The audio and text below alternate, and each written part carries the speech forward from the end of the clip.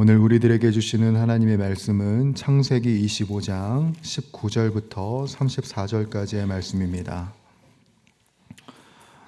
구약 34페이지에 있는 창세기 25장 19절부터 34절까지의 말씀을 우리 한 목소리로 함께 읽도록 하겠습니다. 아브라함의 아들 이삭의 족보는 이러하니라. 아브라함이 이삭을 낳았고 리브가를 맞이하여 아내를 삼았으니 리브가는 밧단 아람의 아람 족속 중 부두엘의 딸이요 아람 족속 중 라반의 누이였더라.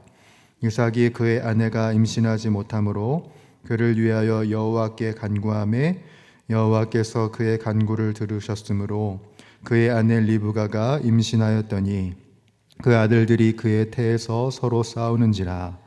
그가 이르되 이럴 경우에는 내가 어찌할꼬 하고 가서 여호와께 묻자온대. 여호와께서 그에게 이르시되 두 국민이 내 태중에 있구나. 두 민족이 내 복중에서부터 나누이리라. 이 족속이 저 족속보다 강하겠고 큰 자가 어린 자를 섬기리라 하셨더라. 그 해산 기한이 찬즉 태에 쌍둥이가 있었는데 먼저 나온 자는 붉고 전신이 털옷 같아서 이름을 에서라 하였고 후에 나온 아우는 손으로 에서의 발꿈치를 잡았으므로 그 이름을 야곱이라 하였으며 리브가가 그들을 낳을 때에 이삭이 60세였더라. 에서는 익숙한 사냥꾼이었으므로 들 짐승이 야곱은 조용한 사람이었으므로 장막에 거주하니 이삭은 에서가 사냥한 고기를 좋아하므로 그를 사랑하고 리브가는 야곱을 사랑하였더라. 야곱이 죽을 쑤었더니 에서가 들에서 돌아와서 심히 피곤하여 야곱에게 이르되 내가 피곤하니 그 붉은 것을 내가 먹게 하라 한지라. 그러므로 에서의 별명은 에돔이더라. 야곱이 이르되 형의 장자의 명분을 오늘 내게 팔라. 에서가 이르되 내가 죽게 되었으니 이 장자의 명분이 내게 무엇이 유익하리요. 야곱이 이르되 오늘 내게 맹세하라. 에서가 맹세하고 장자의 명분을 야곱에게 판지라. 야곱이 떡과 팥죽을 에서에게 주매 에서가 먹으며 마시고 일어나 갔으니 에서가 장자의 명분을 가볍게 여김이었더라. 아멘. 오늘 이 새벽의 제단에 나오신 우리 주님의 권속들 환영하고 축복합니다. 주님의 은혜와 은총이 우리들을 이끌고 가심을 누리고 경험할 수 있는 귀한 하루 되시기를 간절히 축복합니다. 우리는 누구나 평안하고 사랑이 넘치는 가정을 꿈꿀 것입니다. 모두가 다 행복하고 모두가 다 기쁨을 누리는 가정을 원하실 것인데, 하지만 우리들의 현실은 가장 가까워야 할 가족 사이 안에서 가장 큰 상처를 주고받고 그리고 끊임없이 갈등하고 끊임없이 다투면서 살아갑니다. 때로는 이런 생각이 들 때도 있습니다. 우리 가정이 정말 하나님의 축복을 받은 가정이 맞을까? 우리 가정이 하나님의 역사를 이룰 수 있을까? 라는 영적인 회의감이 들 때도 있어요. 오늘 우리가 읽은 본문은 믿음의 조상 이삭의 가정을 보여줍니다. 그런데 믿음의 조상인 이 이삭의 가정이 어떤 모습을 보여주냐? 평화롭지 않은 모습을 보여줍니다. 오히려 가정 안에서 일어날 수 있는 모든 종류의 갈등들을 다 갖고 있는 것을 우리들이 보게 돼요. 자, 본문을 자세히 살펴보면 이 가정 안에는 갈등이 일어날 수밖에 없는 요인들이 굉장히 많았음을 보게 됩니다. 세 가지로 좀 살펴보려고 하는데요.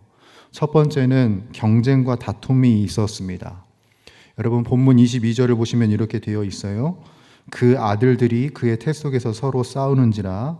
그가 이르되 이럴 경우에는 내가 어찌할꼬 가서 여호와께 묻자온대 라고 되어 있어요. 두 아들이 태 속에서부터 서로 싸웠다고 되어 있습니다. 이 단어가 그냥 단순한 태동을 의미하지 않고요. 히브리어로 보게 되면 어떻게 되어 있냐면 진누르다, 깨부수다, 맹렬한 투쟁을 의미하는 게 이 22절에 나와 있는 싸움의 의미입니다. 그러므로 이 리브가가 이 쌍둥이를 임신하면서 얼마나 고생을 많이 했을지 우리들이 상상이 됩니다. 그냥 일반적인 태동도 힘든데 두 아들들이 뱃속에서 치열하게 싸웠으니까 너무나도 괴로웠던 것이지요. 이 형제들의 탄생은 또 평범하지가 않았어요. 26절을 보게 되면 아우 야곱이 형 에서의 발꿈치를 잡고 태어납니다. 그러니까 태어나는 순간부터 이 두 형제는 갈등과 경쟁이 있었던 것이에요. 두 번째가 있습니다. 두 번째는 무엇이냐면 부모의 편애가 있었어요. 자녀들의 경쟁보다 심각한 갈등의 원인이 부모에게 있었다는 것이죠. 자, 여러분 28절, 28절은 함께 읽어봅니다. 시작. 이삭은 에서가 사냥한 고기를 좋아하므로 그를 사랑하고 리브가는 야곱을 사랑하였더라 라고 되어 있어요. 여기서 사랑하다로 번역된 히브리어를 보게 되면 아하브라고 되어 있습니다. 아하브는 어떤 의미냐면 거룩한 사랑이라는 뜻을 갖고 있고요. 조건 없는 사랑이라는 아주 아름다운 의미를 가진 단어예요. 그런데 이 거룩한 단어가 이삭의 가정에서는 어떻게 쓰여지냐면 인간적인 편애, 이기적인 사랑으로 변질되어 버렸어요. 여러분, 이삭의 사랑이 어떻습니까? 에서가 잡아온 사냥고기, 그러니까 즉 자신의 미각을 만족시켜주는 이 아들을 사랑한 거예요. 리브가의 사랑은 어떻습니까? 아버지에게 사랑을 받지 못하는, 상대적으로 사랑을 받지 못하는 이 야곱을 향한 집착이 있었던 거예요. 부모가 하나님이 주신 사랑을 각자의 입장과 각자의 욕망에 따라서 편애로 사용했을 때 이 가정이 두 개의 진영으로 이렇게 나뉘어지게 됩니다. 세 번째는 무엇이냐면 서로의 약점을 이용하는 이기심이 있었다는 것이지요. 여러분 29절부터는 우리가 잘 알고 있는 유명한 팥죽 사건이 등장을 합니다. 어떤 내용이죠? 우리가 읽었지만 에서가 사냥에서 돌아와서 허기가 졌어요.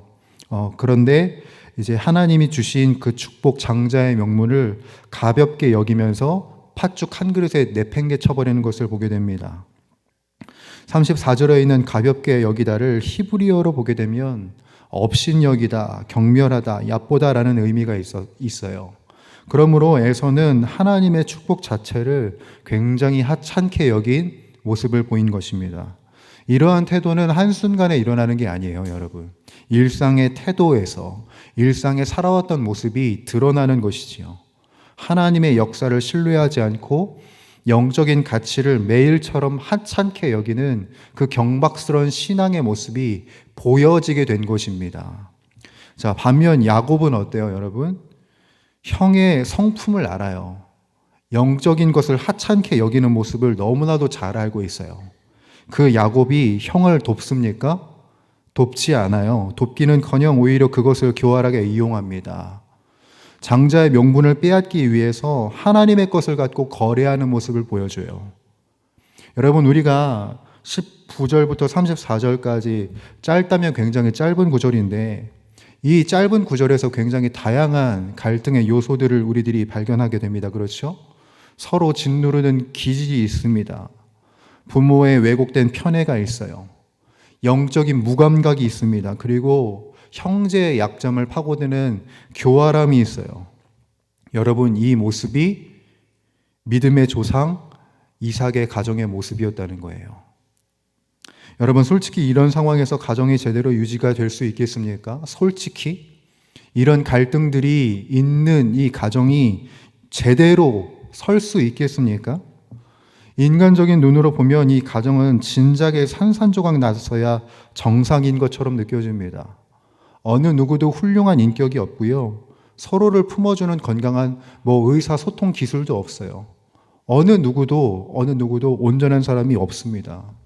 그런데 이토록 불안하고 갈등이 있고 다툼이 난무하는 이 가정이 깨어지지 않고 계속해서 유지되고 이어지는 비결이 무엇일까요? 이 가정을 지탱해 오는 힘이 무엇입니까? 그것은 바로 하나님의 언약과 하나님의 은혜밖에 없는 것입니다.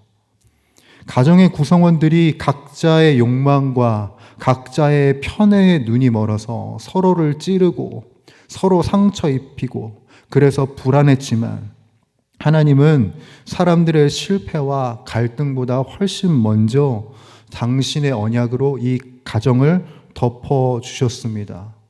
그래서 이 가정이 이어져 올 수 있었던 것이지요. 이삭이 잘나서 리브가가 잘나서가 아닙니다. 야곱이 똑똑해서도 아니에요. 이 갈등 많은 가정이 구속사의 물줄기를 이어갈 수 있었던 유일한 이유는 딱 하나예요. 부족한 자들을 포기하지 않고 끝까지 붙드시는 하나님의 은혜가 이들의 갈등을 덮고 압도했기 때문입니다. 이 불안한 가정 안에서 홀로 찬란하게 빛나시는 하나님의 은혜가 있었기 때문에 이 가정은 가정이 될 수 있었고 하나님의 역사를 이룰 수 있는 가정이 될 수 있었던 것이에요. 여러분, 말씀을 마무리하려고 합니다. 여러분, 우리 가정도 지금 이 이삭의 가정과 크게 다르지 않을 것 같다는 생각이 들어요. 때로는 내 욕심대로 자녀를 통제하려는 왜곡된 사랑이 있습니다. 그래서 상처를 줘요. 부부 사이에, 형제 사이에 상대방의 약점을 교묘하게 이용해서 내 자존심을 세우려는 모습도 있어요. 그 모습이, 이 야곱과 같은 교활한 모습이 우리 안에도 숨어 있습니다. 가족 간의 성격 차이, 견해 차이, 그 차이로 인해서 갈등하며 살아갑니다. 그럼에도 불구하고 우리 가정이 유지될 수 있는 이유는 다른 것 때문이 아니에요. 내가 많이 참아서, 많이 참아서일 수도 있겠지만 근본적으로 가장 큰 이유는 무엇이냐면 주님의 은혜가 있었기 때문이에요.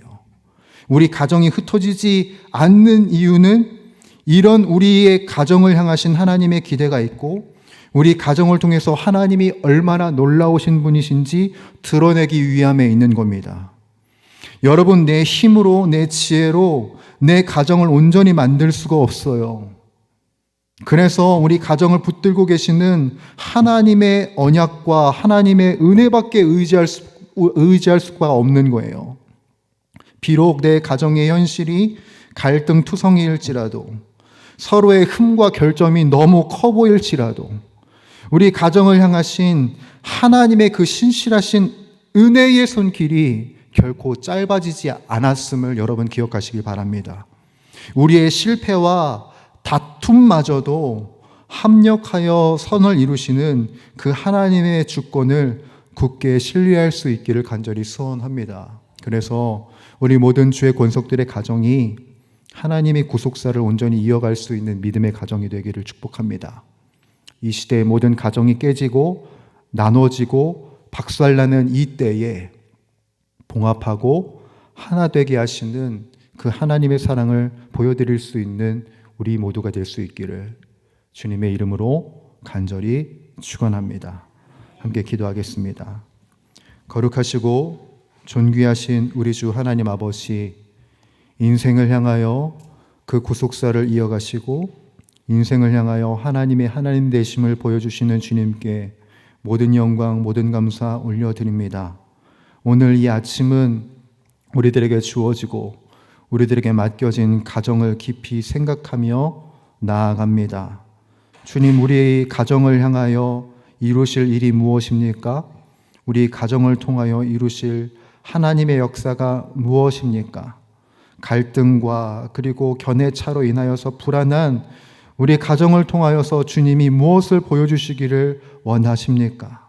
그 은혜의 주님 앞에 엎드리며 순종하며 신실한 가정을 이뤄갈 수 있는 우리의 모습이 되게 하여 주시고 하나님께 엎드림으로 말미암아 믿음과 말씀 위에 굳게 선 신실한 가정을 만들어갈 수 있는 능력과 주님의 사랑을 우리들에게 부어 주시옵소서.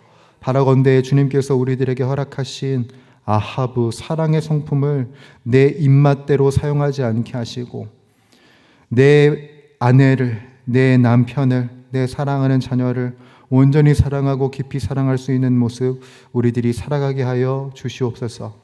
그래서 예수 그리스도께서 우리들에게 보여주셨던 그 사랑의 모습으로 우리 가정을 신실하게 세워나가는 우리 모두의 모습, 우리 모두의 신앙, 우리 모두의 기도가 되게 하여 주시옵소서. 이 모든 말씀 우리 주 예수 그리스도의 이름으로 간절히 기도드립니다. 아멘. 우리 주님 가르쳐 주신 기도 함께 드리겠습니다. 하늘에 계신 우리 아버지, 아버지의 이름을 거룩하게 하시며 아버지의 나라가 오게 하시며 아버지의 뜻이 하늘에서와 같이 땅에서도 이루어지게 하소서.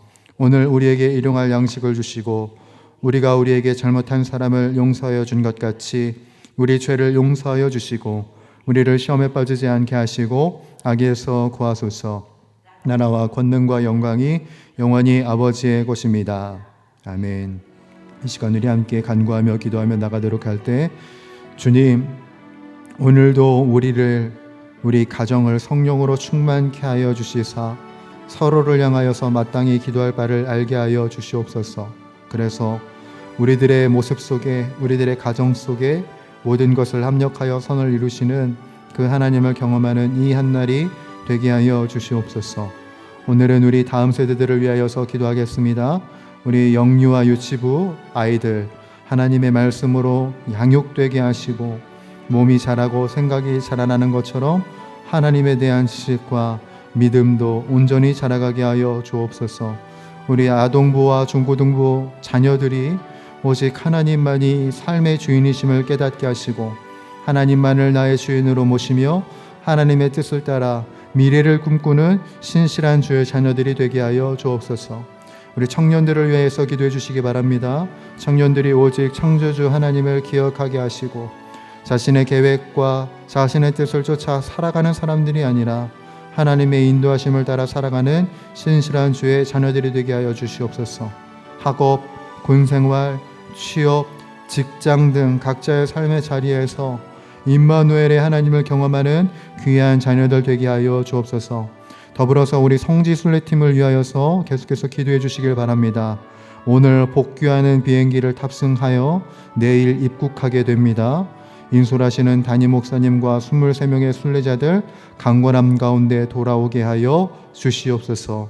여러분들이 가지고 나오신 기도의 제목들 그리고 연약해져 있는 우리 환우들을 위하여서 우리 간구하며 우리 가정을 위하여 우리의 심령을 두고 우리 자녀를 위해서 성지순례팀을 위해서 함께 기도하도록 하겠습니다. 기도하시겠습니다. 거룩하시고 존귀하신 주님, 오늘도 새날을 이루시고 새 역사를 이루시고 온전케 하시고 아름답게 하시는 주님을 사랑하며 찬양하며 경배합니다. 하나님, 우리 인생을 향하여 우리 가정을 향하여 위대하고 놀라운 일을 꿈꾸시고 이루실 주님의 선하심과 인자하심이 여전히 우리 가정을 덮고 계심을 믿어 의심치 않게 하여 주시고 하나님의 뜻과 하나님의 계획 속에 우리 가정이 온전히 설 수 있도록 믿음으로 기도하며 믿음으로 애통하며 믿음으로 부르짖는 나의 신앙이 될 수 있도록 주님이 끌어주시고 이끌어 주시옵소서.